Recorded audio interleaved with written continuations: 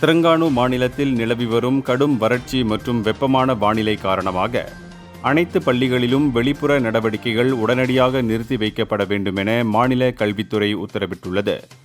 இம்மாநில கல்வித்துறை இயக்குநர் கமால் முகமது வெளியிட்டுள்ள அறிவிப்பில், கடந்த ஏப்ரல் 20ஆம் தேதி முதல் அமலுக்கு வந்துள்ள இந்த உத்தரவின்படி விளையாட்டுப் போட்டிகள், சீருடை படை பயிற்சிகள், நீர் சார்ந்த நடவடிக்கைகள் உள்ளிட்ட அனைத்து வெளிப்புற செயல்பாடுகளும் ரத்து செய்யப்படுவதாக தெரிவிக்கப்பட்டுள்ளது.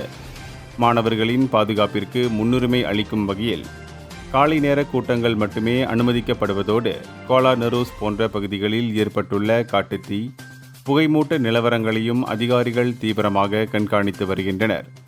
தற்போதைய சூழல் கட்டுப்பாட்டிற்குள் இருப்பதால் இணையவழி கற்றல் முறையை அமல்படுத்த வேண்டிய அவசியம் இல்லை என்றும், சுகாதாரத்துறையின் ஆலோசனையின்படி அடுத்த கட்ட நடவடிக்கைகள் எடுக்கப்படும் என்றும் அவர் மேலும் குறிப்பிட்டுள்ளார்.